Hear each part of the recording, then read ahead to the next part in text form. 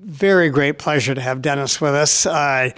Many of us know him as Speaking Freely with Dennis, maybe the best interview archive in all of human history, or at least close to it. And then we were talking at a Cafe Pete, and he said, I got a new gig. It says the Coffee League. I said, what the heck is the Coffee League? And so he started explaining and said, Traction Thursday. So let's have a round of applause for our own Dennis Raimondi. Bob, thank you for the introduction. Thank you for having me. And since this is an entrepreneurial group, I think the focus, I want to talk about the coffee industry and where it's headed. And I think there's enormous opportunity in the coffee industry because it's taken a new turn. And I think having knowledge in that area is going to be tremendously beneficial to people. Globally, I got these numbers recently. The coffee industry brings in about $460 billion a year, and in the U.S. alone, it's $90 billion. And let's see, I think 66% of adults in the United States associate themselves as coffee consumers, as drinkers, and well over 90% of the coffee consumed in the U.S. is grown overseas. So that's another interesting part of it. So what's gone on in the coffee's been around for a long time. Started in Ethiopia, way back before all of us. But in the U.S., we all grew up with coffee drinkers around us, probably, right?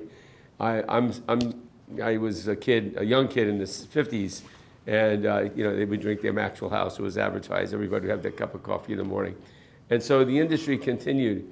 Then sometime 20, 30 years ago, whatever, a new area of coffee began to develop in the U.S. It was called specialty coffee.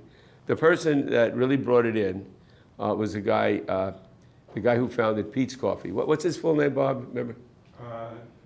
I interviewed him. Alfred Peet. Alfred Peet. Okay. By the way, my website's being redone, so all these interviews are up on it. So Alfred Peet had been in, I think he was in New Zealand, Australia, and he felt the quality of coffee was a lot better. So he came back, and he was living in Berkeley, and he said, let's go from here. So he started Peet's Coffee, and what the emphasis was on higher quality beans, better roasting procedures, and just bringing the overall quality of the coffee up, okay? And then he was the predecessor to, say, Starbucks. So they're the ones that really made specialty coffee popular. People's taste for coffee, it would be like wine if people were going from Ripple to to higher levels of wine. Maybe Ripple's not fair, but but I used to drink it. So anyway. So in any event, it was carbonated, right? Yeah. That's what I remember. And so the specialty coffee industry developed in the last 20 years. It's just been an amazing growth. And just so you know, my own background in coffee and my interest in it, I originally got in coffee because I was doing the podcast that was mentioned, and I was interviewing political people, different areas. Then that kind of ended, and I was thinking of what I could do interviews on. And my wife suggested to me, do something you love, that you really have a lot of passion for. And it was coffee. I really love coffee and the culture around it and how it's consumed and the culture around it in different countries. I spent part of the year in Sweden, and I'm Italian, so everywhere I've gone, there's been coffee, and it's presented in different ways. It's made slightly differently, but there's certain similarities from place to place. So probably in the last 2-3 years, I've visited. Don't think I'm mentally ill, but I've visited probably 500 cafes all over the U.S. and in other countries, and I really enjoy doing it. And fortunately, my wife is into it too, and she'll do a lot of research on the places. And we get a lot of recommendations from people. And the first, like 20 years ago in New York, it would be almost impossible to find specialty coffee. But now the first, if you're in New York and you want to see it, the first specialty coffee cafe that opened there. And again, it has to do with the quality of beans, how they're prepared. It's going to be a little bit more expensive. Is a place called 9th Street Cafe. They now have 2 locations. And I went there and I met the owner, and this guy has a real passion for coffee. He was very friendly to me. He's not always a friendly guy. If you go into his cafe and you say something like, can I have cappuccino with almond syrup or something, he'll ask you to leave. He doesn't. He's a purist. You don't do that there. He'll be very rude to people and all. But he's a great guy, and he just loves coffee. He now has he has only one other location, so he's not interested in expanding, becoming big and all. He just loves what he does. He does very well with it, and amongst real coffee nerds, he's sort of a place you go, see him. But there are dozens and dozens of places all over now. I even made a list of places in Iowa City, in Mount Pleasant, in Ottumwa, all over the place now. There's tremendous coffee. You can get as good a coffee now in Iowa as you can get almost anywhere. There'll be more places and maybe a little bit more here and there, wherever like that. So the specialty coffee really caught on. And then, Starbucks, what they did, they had a huge influence. And my friend Bob Shrem over here, he grew up with the founder of Starbucks, so from Brooklyn. And this guy, he took the quality of coffee and he elevated it, and he was able to reach the masses with it.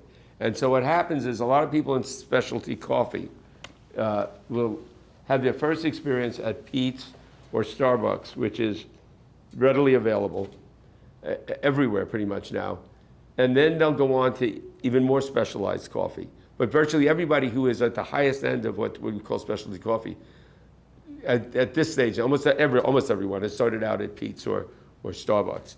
And that's where they got their interest in it and all. And what they've done with Starbucks and Peet's is consistency. You go to any Starbucks anywhere. A lot of it's automated, which some of the more specialty areas don't do it all. But they've really helped lift it up. Some people say, well, it's not as good as, say, Blue Bottle or this and that. And you can make that argument, but they're the ones that really got the ball rolling and allowed these other places to develop. So I became real interested. And I started, I set up this podcast. A friend of mine in San Diego helped set up the platform and all, a guy I went to school with.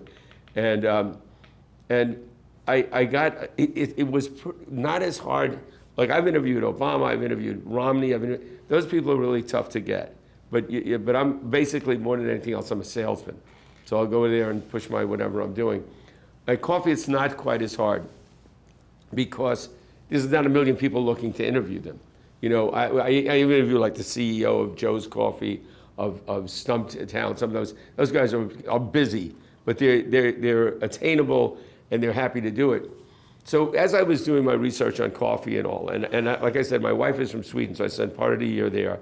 And probably the top place in the world for specialty coffee is Scandinavia. Sweden, Norway, Finland, Denmark. Denmark's Copenhagen, unbelievable. And let me explain something here too that, okay, Italy is also known for coffee, right? I'm Italian. I grew up with, there was always coffee in the house. That type of coffee that they sell, which is a little bit what we call old school, and I'm not saying one's better than the other, it's a darker roast. And they go with the dark roast. The specialty coffee, the coffee that Pete and Starbucks and all initially brought to the market, it came out of Australia, it came out of Scandinavia. It's a lighter roast. And it's a lighter roast, and there's more complexity to it.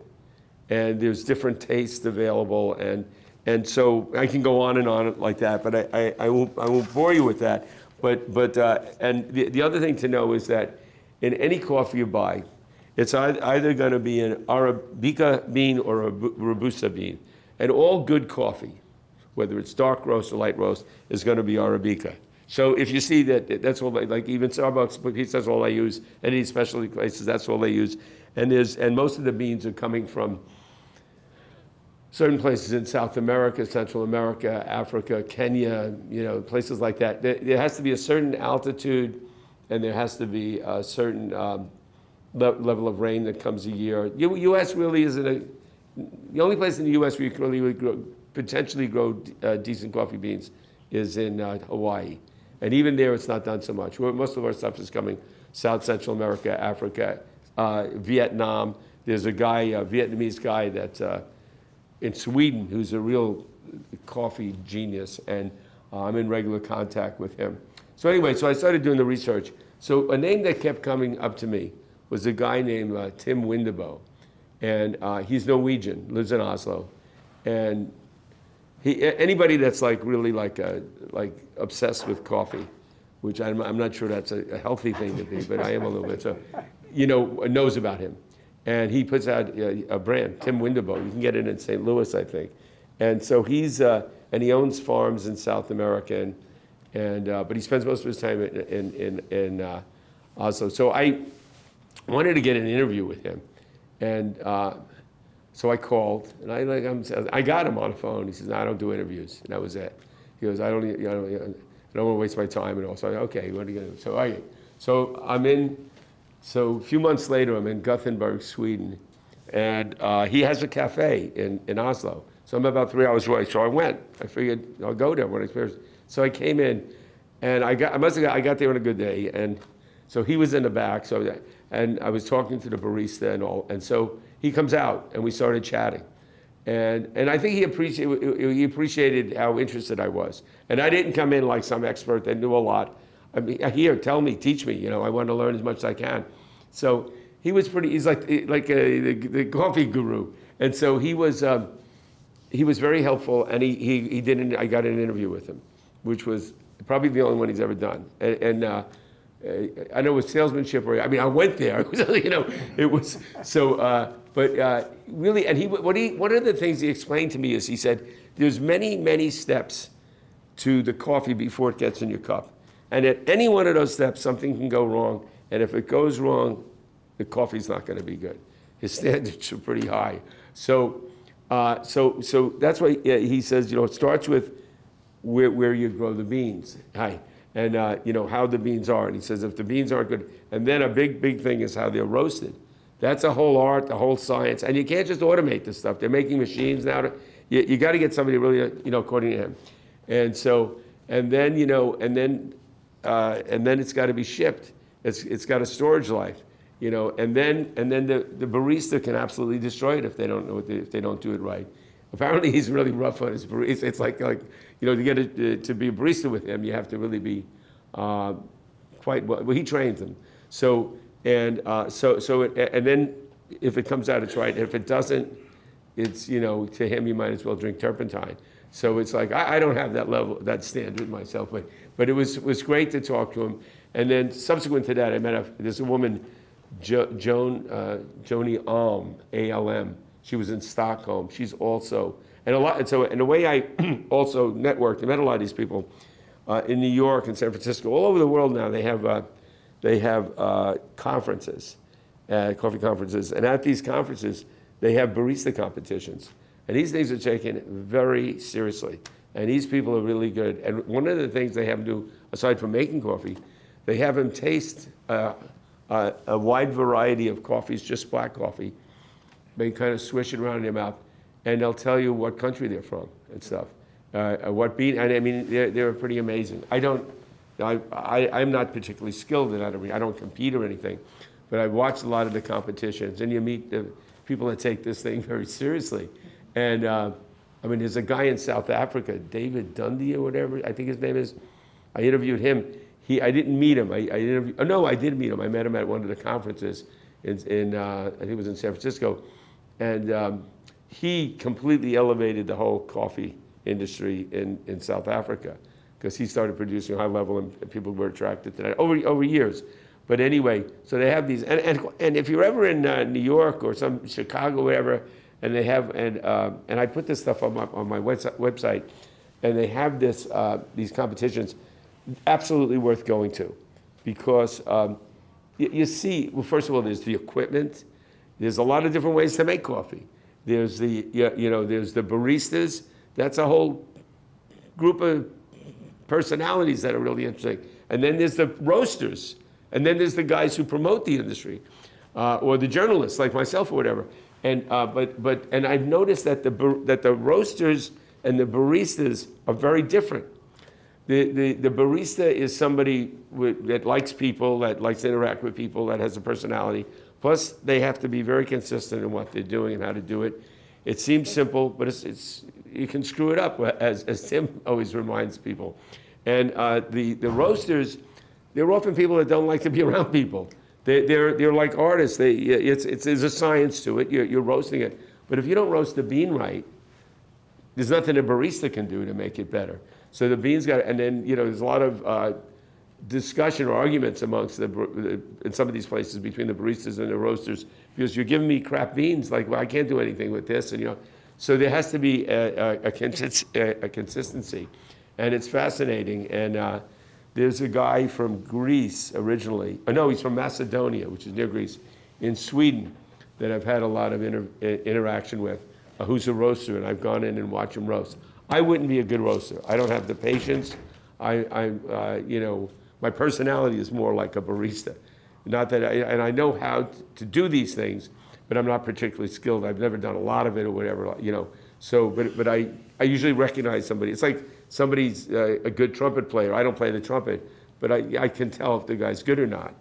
And so anyway, but in Sweden and in Denmark, Finland, and Norway, the standard is very high for specialty coffee, for the lighter roast and all like that. And the people are knowledgeable, and they consume. Yeah, I think Sweden. What is the number? They consume the most coffee of anyone. Let's see, where is it? It's I don't know how many pounds. They're higher grown. I forget, but it's like several pounds a year. People. The French consume a lot of coffee, but I think it was, and U.S. U.S. was in the running, but not as high as some of these other places. But in any event, so at these competitions, you get these people, and they talk to you about the new directions in coffee and all. And a couple of the big companies, these coffees you can find almost anywhere in the U.S. that have very, very high standards are Blue Bottle. And there's anybody know Rifkin Young, Loretta Young's son? Not the actress Loretta Young. He grew up here. He has quite a significant position with Blue Bottle Coffee, and he's out in California, and he helps find new locations for them to open. So not so much in the coffee preparation end of it, although he's very knowledgeable and enjoys that. So there's Blue Bottle, you can't go wrong. Sumptown, Sumptown, they're one of the first big, and they're out of or Portland. I've been to all the original opening places of these. They're in Portland, which is a great city for coffee. Great city for coffee, as is Washington, as is Seattle. I mean, in Washington, San Francisco, everywhere now. I was just recently in Texas. What's the town where the University of Texas is? Austin. What a great coffee town that is. I was shocked, because I didn't expect it there. So so anyway, and then Intelligentsia, which is out of Chicago. So if you go up to Chicago, Chicago's got a ton of great. There's a place called Wormhole up there that's fabulous. There's a lot of good places. If you're going anywhere, you really want to check out some of the top places. Let me know, because I have it on my podcast. Yeah. You're talking about the physical locations, but can you still get that same quality if you're having those beans shipped to you? If they're shipped to you? Yeah. Yeah, but it's how you prepare it. Yeah. And I can talk about that for a minute. So there's a lot of ways to prepare coffee. It's not that hard, it's not that complicated. There's the French press, which is very good. When I travel, that's what I take, because all I need is boiling water. I don't have to plug anything in.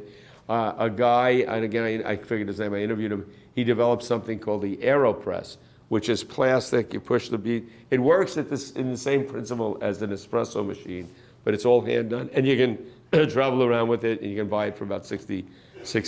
There's something called the here it is. There's the pour over, where it's just like a filter and you pour it over, and the Chemex is very good for that. And again, that's $30. You can buy that at the coffee shop here. So, not the coffee shop, at the at-home store. Okay. And then similar to that is something called the Hario, Hario V60. The Italians use these mocha pots. They're you need a stove though for that and all. I think and then now what's really interesting is the espresso machines, because you can spend a very wide range of money on these things. And at one point, you had to go into the thousands of dollars to really get a good espresso machine at home. But one of the, there's many now, but one of the brands that I would recommend, and you can get a good one for a few $100s. As a matter of fact, they make a mini one now, which probably, if you just want to make 2 or 3 cups of coffee, and that's a Breville, Brevelle. They're terrific. They're really high level, and they brought the price way down on it. You don't need, I mean, a French press costs like, $12, and you can make really good coffee. Now, what's more important, and everybody in coffee has told me this, and it's my own experience, what's more important is than the actual machine you're making the coffee in, the French press or whatever, is the grinder. You got to get a good grinder. And there are hand grinders that are really super, but that's where you want to make sure you have, and they're not like crazy. You can find stuff that's insanely expensive. It's not necessary. And I could help anybody with that. And this Vietnamese fellow that I'm in touch with regularly, who now living in Sweden, anytime anything with equipment, I always check with him because he's totally up to date on it. But a Breville, they're fabulous, and plug it in, and usually the grinder is built into it, and all this stuff is really good quality, and so you can. There's no reason you can't make super coffee at home.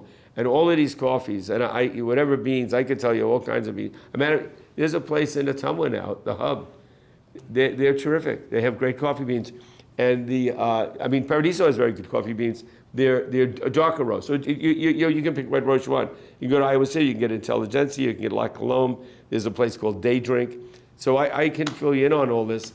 And so you can and you make sure that the coffee beans are like not more than 14 days old or whatever like that. Yeah.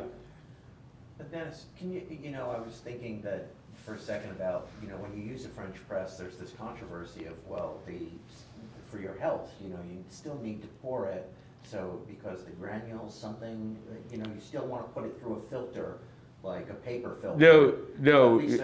I never heard that. You could do that, or just use a filter rather than a French press. But when you push it through, if it's a decent French press, there shouldn't be any granules. Yeah, they have to be ground properly, because you grind it differently for a French press than you would for. And you got to know that stuff. But I found that. And by the way, speaking about, and you don't want to swallow coffee beans whole, but the research on coffee and health has been remarkable in the last few years, the health benefits. And it also depends on the person. If somebody's very, like I'm one extreme. I can have a double shot of espresso and go to bed and go right to sleep. It has no impact on me to keep me awake. Other people, they can't drink coffee after like 3 o'clock. Now, my ability to go to sleep is not a sign of my health. It's a sign that I'm sleep deprived probably, and I consume a lot of coffee. And so I, have an immunity. There's a gene that determines you can drink coffee late at night and not at And it's funny you say that, because I had that 23andMe done where they do your genetic makeup. And one of the things they said, if you drink coffee, you'll drink a lot of it. I said it must have, I never made, probably, so in any event, so I think you can check on that and go by your own reaction to it and all, but I'm not familiar with that. Do you have an opinion on the benefits versus all that varies over the years? Is coffee good for you? How much coffee? Yeah.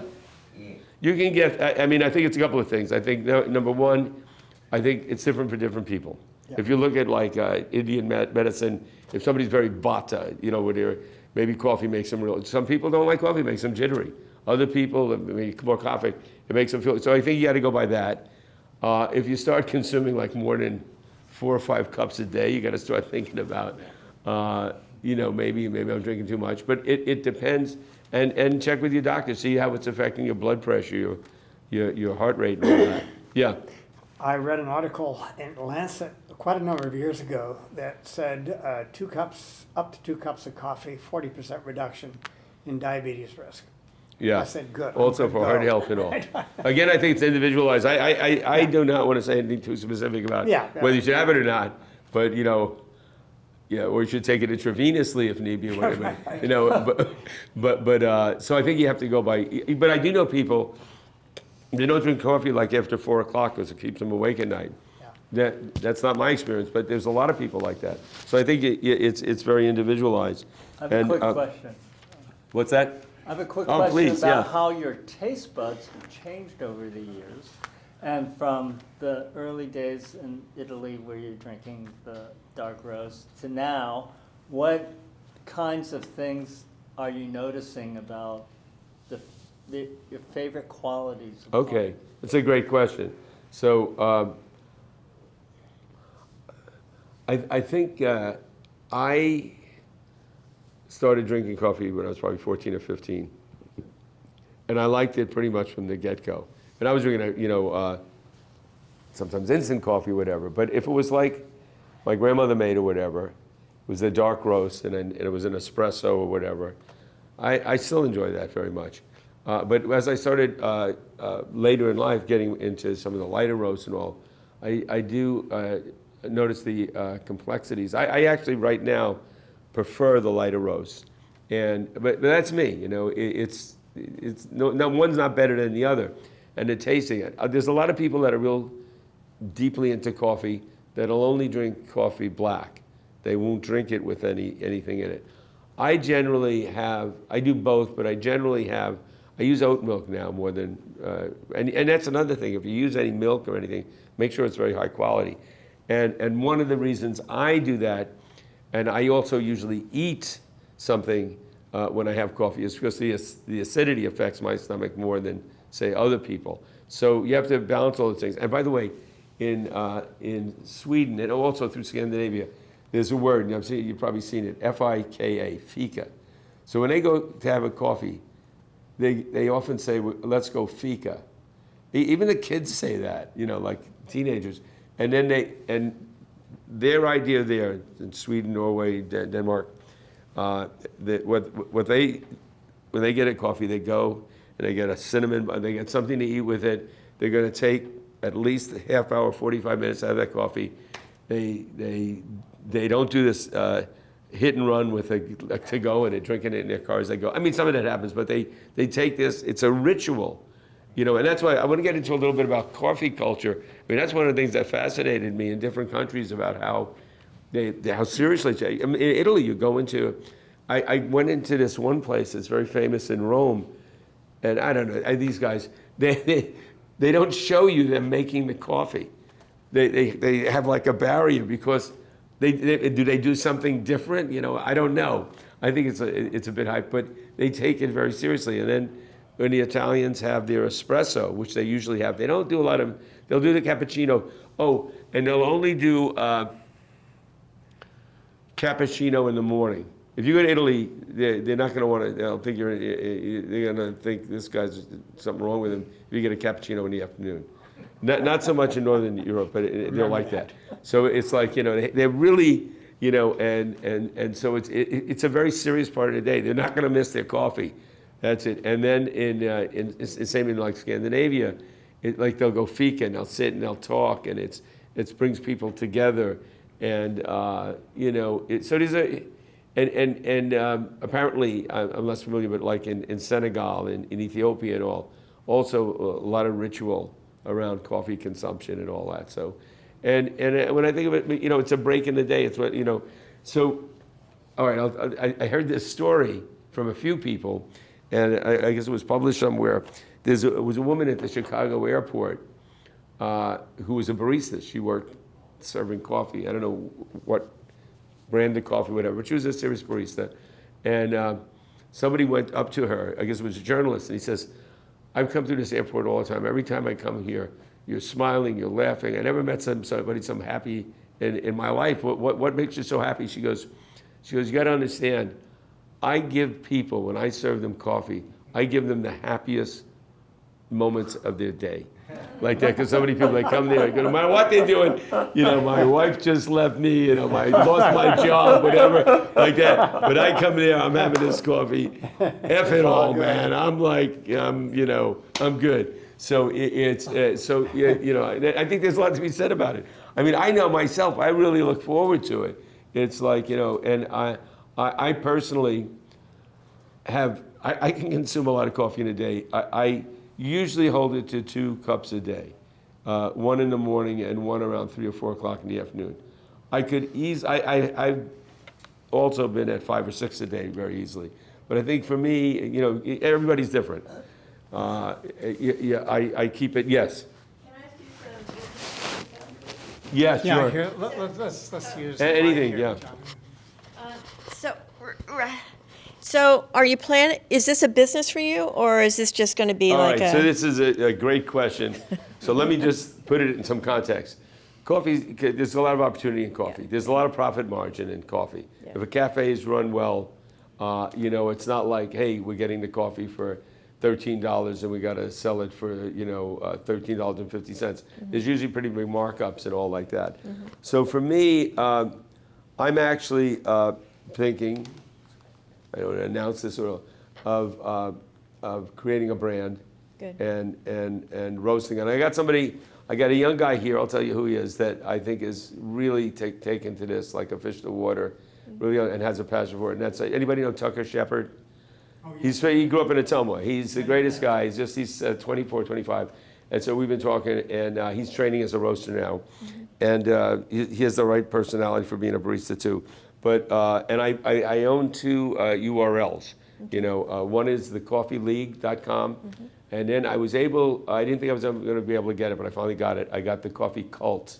The old cult, we can all, and That's it's great. so thecoffeecult.com. So Great. that would, to help promote it, and it can be, and you can buy coffee through Amazon now, you can buy it online. If they can get it to you in time, it's fine, Yeah. So so I think, let's talk about the business opportunities in coffee. There's opening a cafe. If if you open a cafe and you have good coffee, I'll give you an example of if you want to visit a small cafe that opened not long ago that's done fabulously. It has very high quality. Go to Horizon Coffee in Des Moines. Top notch. Young guys started it.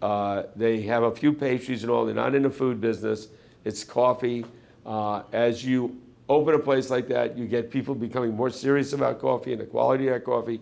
I forget their names. I met them all and talked to them, so yeah, and when you're in the business, where do you source the beans from? And I don't do it. I could conceivably do it as a consultant in a consulting basis, and some people do that. That's another way to make money. But I certainly could put you in touch with the right people for Are you doing gonna that. do- So I think it's a business, and then there's coffee, education, and then there's coffee, the equipment. That's a whole other business. And there's always somebody tinkering, developing something new, so it's not like an industry and the coffee industry is not difficult. It's not any business difficult to break into, because there's a lot of places that are underserved. Like a few years ago, 5 or 6 years ago, I was with my wife in Florida. We traveled around hitting the cafes, and it was really not enough of them. The last 5 or 6 years has been a real influx, real growth. So there's still places where I think there's a lot of opportunity. And another area I've seen a lot of growth in coffee, and I was reading about it. Okay, if you go to Ottumwa, there's a cafe called the Hub. It's very good, very good. And very good beans. I think they get messenger beans from Kansas City, which is a really good roaster. But it's owned and run by the church. Yes. So a lot of churches are doing this now, and they do. They don't come in. They don't proselytize. Nobody's like selling you some religious thing, but they feel it's a good, healthy place for people to come together, have some, especially young people any age, and socialize as much or as little as they want, and also they'll subsidize setting them up, and then they start making money. Yeah. It's no industry is easy to come in and make money, but there's a lot of advantages to coffee. It has a pretty good shelf life, and it's very profitable. Are you going to do brand deals on your podcast? Brand deals. Brand deals? I haven't been thinking about that yet. I'd have to get the numbers up and focus. My nephew just moved here from Sweden. He's 24, and he's working in tech now. He has a job, but he's an influencer, and he has for instance, we went to the coffee shop. He went. I told him about it in Mount Pleasant, which is right by the railroad track. I'm not so familiar with it, but he went there. But they have a pretty good following. He posted something on TikTok, which Yeah. and he had 450,000 views in 2 days. Yes. So, but he knows how to, he knows the algorithm, he knows how to do it. Yeah. So yeah, so that's a thought that's crossed my mind. Great. So so I think there's opportunities. I'd love Fairfield to become a coffee. There's no reason Fairfield couldn't become like a coffee center where you could have a lot of, Yeah. if you had a good, if you roasted, you became like a Blue Bottle or something. I mean, they do huge volume and they ship all over the country, even overseas. So I think all those, I haven't thought way detailed into that, but I think those possibilities there. Fairfield's a great place for it. Yeah. Fairfield's also a great place for it because you have people here from all over the United States, all over the world. So if something catches on, if you have a good can of tuna fish, Yeah. all of a sudden everybody knows about it everywhere. Yeah. Because people talk, it's word of mouth. People that's still the best way to get things out there, and you get those endorsements. So I think, I could see, Fairfield, you come in, it looks like a big coffee pot instead of Yeah. what do you call It might it, be- the water tower. It might be like in Pella, I think it was Pella, every gift shop also sells coffee. Yeah. It's like there was a coffee sign in every gift shop. I was just so, there, yeah. They've done a really good job, the Chamber of Commerce or whatever, really, it's Yeah. all around promoting the place. So anyway, I think there's a lot of opportunities in coffee. I think Great. the specialty coffee is still growing. And Mm-hmm. I think that to me, it's just amazing number of places that have opened up and all, yeah. So the biggest thing that I see in my feed is coffee people who their whole thing is there's no mold. There's no mold in our coffee. It's like a big conversation. Right. And so that, I think, is an interesting subset of the people who are buying coffee. Because right now, if I was buying coffee, I would be looking for, Right. has this been tested for mold? Right. And then the other thing, and I'll pass the mic on to everybody, is that I have a client, an RV client, an RV lifestyle client, and his most popular blog post is 13 travel coffee makers for the RV. That's like Oh. the biggest post in his Yeah. entire blog. No, So it's huge. kinda And if funny. you go to one of these, if you ever have a chance to go to these conferences, Yeah. everything is there, and it's like, talk about like-minded people, and it's like, it's fascinating. But I think the thing like with the mold, the way to be safe with that is the big players, like Pete's, like Starbucks, like Intelligentsia. Intelligentsia, Stumptown, and La Colombe are probably the three big ones that are very high level quality, even more than Starbucks or Pete's, although they're very good also. And so there you'll be sure there's no mold and all, because they can't afford to get can't sued afford it, yes, at all. right. If you get a local roaster or whatever, then it's something you'd have to be concerned about. I'm not. I'll do some research. I'm not totally familiar with that. Yeah, it's but a big deal. obviously they'll jump all over it because they don't want anything hurting the industry. Yeah. Bill's got a question. Go, Bill. First. Yeah. Go. Then I'll. And I wanted to talk to you a little bit about the international stuff. Yeah. Just what I've found personally, I'd like Yeah. you to comment on where it's going. I've played with coffee for a long time, and I've settled on an ancient Nespresso machine, the original. Right. And then I get the original pods from Pete's. Pete's number 9 fits me well, and that seems to work. And I found another thing, Pique, Pique, which makes a mushroom drink that's very much like coffee. And then I mix that 50-50, and it's even better. Have you ever found No, people trying these? I've tried different things, but then that would go into the realm of not coffee, but a combination of coffee with something else. And why not? Try all those things maybe.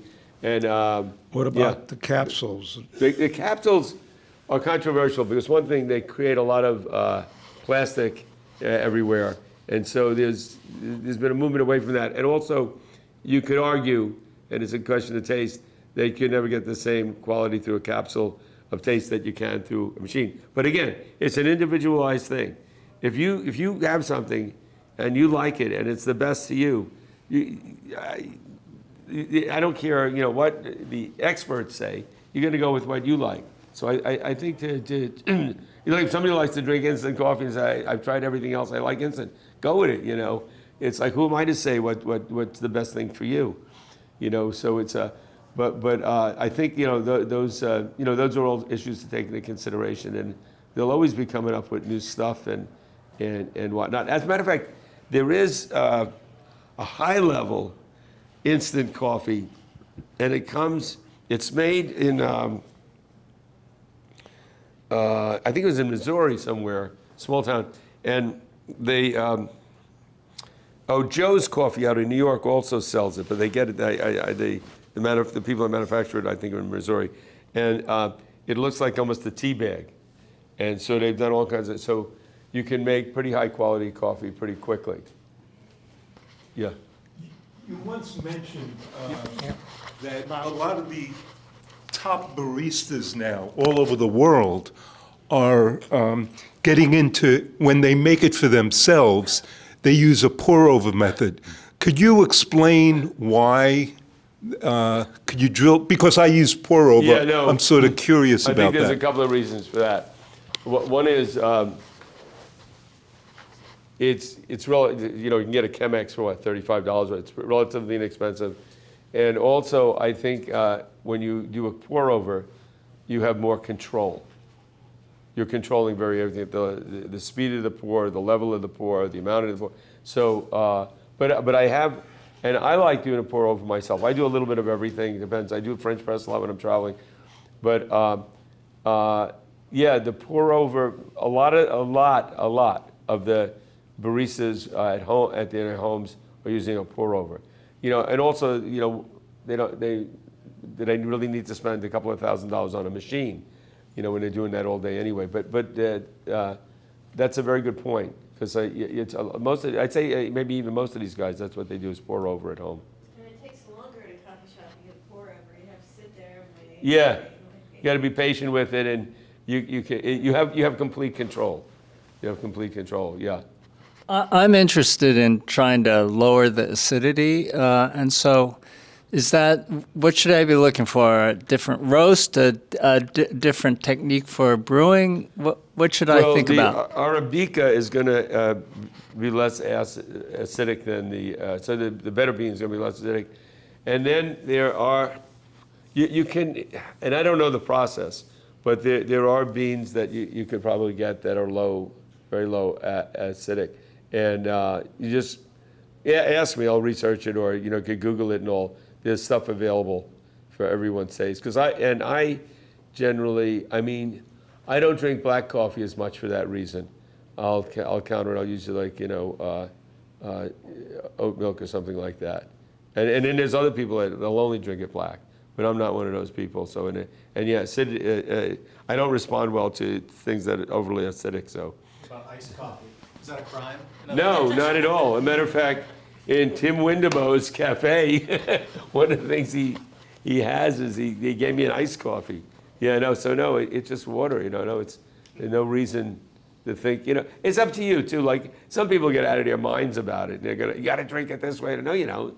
Like that, you do what you like, If you want to pour syrup in it, pour syrup, I don't care. So it's, so in terms of, I want to talk a little bit about the growth. This is an entrepreneurial group. Who knows? Some of us may get more into coffee. The real growth now is in Asia. Unbelievable. And it's Vietnam has always been a hot spot for coffee. And like I said, I have a real good, I may go there actually. And it's a great place for coffee, for growing coffee and all. And now the Chinese are into it big time. You go to Shanghai, Chinese place, Hong Kong, they're going to have great coffee. And one thing I've noticed in Asia, they're into refinement. Whatever is good, let's make it better. And in Japan now, there's some great places and all. So Asia, I was in touch with a guy in Singapore. And the population's big. So the consumption is going to be big. And they're going to demand very high quality. Tea is still very big, and the tea's not going anywhere. That's an incredibly complex, tea is more complicated than coffee and all like that. So, but for whatever reason, coffee is catching on also. Not instead of, also. And the numbers are staggering. So it's, And I'm in touch with some people there, and I keep abreast of it and all that. Yeah. Yeah, are they finding ways to produce it more sustainably? It used to be a big concern that the Yeah, amount- I mean, I think there's actually an organization out of somewhere in Europe. I think they're out of Germany, and that their whole focus is out on the sustainability, and a lot of these coffee. You know, when you buy coffee now, it'll say sustainable and blah blah. Yeah. And you have to look into that a little bit more deeply. But there's definitely a big move, and ultimately, I mean, it ruins their business if it's not. Right. You wear out the land or whatever. So and Tim Windwell, he's very into that. And there's an organization now that focuses specifically on that. And I'd say most of the big players in coffee are 100% behind that. So it's moving in the right direction. Yeah. One thing I would recommend is if you ever go to a country where they grow coffee, take a tour of a Yeah. small farmer. I did that in Costa Rica a few times. It's just regarding sustainability. They are really into it because it has to do with the soil, and these are small players, and they have families, and they want to sustain it over generations. And it's so informative and it's like, what do they call it? Vertical business. They start from the farm and they produce it. You go on a tour, they make you some coffee. Yeah. And there are organizations now, I could get the information that specifically focus on that. And also there's organizations that make sure, to focus on, even in third world countries, that people are being paid properly and, that sort of thing. So, yeah, so I think there's especially now, there are a lot of people drawn to coffee who are environmentally aware and can, I'm not saying everybody in the industry and all that, but to keep the quality going, they're going to have to do that. Yeah. Oh, I was kind of taking. I was going to ask about who you've encountered that out of your roasters. You're saying that there's going to be exponential growth, which I've definitely seen that as Yeah. well. And if the prices are going to go up, because there's only a certain area of the world that you can grow coffee, equatorial at a certain level, and there's already places that they can't grow and have to go farther up the mountain because of heat or climate change and stuff like that. So push kind of shove. Will we be looking at a $40 bag of There's a coffee? big concern in the world of coffee people, in the world of coffee, that they're not going to be able to meet consumption demands. It could be a big problem. And so there's people, including scientists, people that are,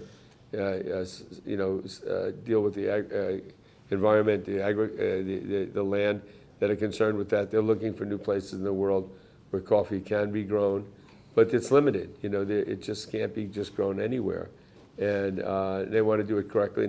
So yeah, it could be a big problem, and it could jack prices way up, because all of a sudden, we have way more demand than supply. Yeah, those prices are gonna go through the roof. Right now, they're at the top. I think they're $3+ wholesale a pound, and they used to be like 4 Yeah. years ago, $1.20. Yeah, no, and if you go into a cafe and you get a cappuccino and it's like, $4.75 or $5.50, you think, really, for a cup of coffee? So I think people are willing to, there's a limit to what people, that's why it's good to have something at home, too. I like to support the cafes and stuff like that, but at the same time, I like to support myself. So, to as much as possible, brewing at home, I'd recommend. And you don't have to spend a lot of money to do it. It's like with the pour over. You got the, people that are really the experts on coffee, and a lot of them, they don't, at home they're just doing a pour over. As a matter of fact, I asked the guy from 9th Street Cafe, "What do you do at home?" He goes, "I do pour over," like that. So, and a lot of places you can get that now. So, it's all good.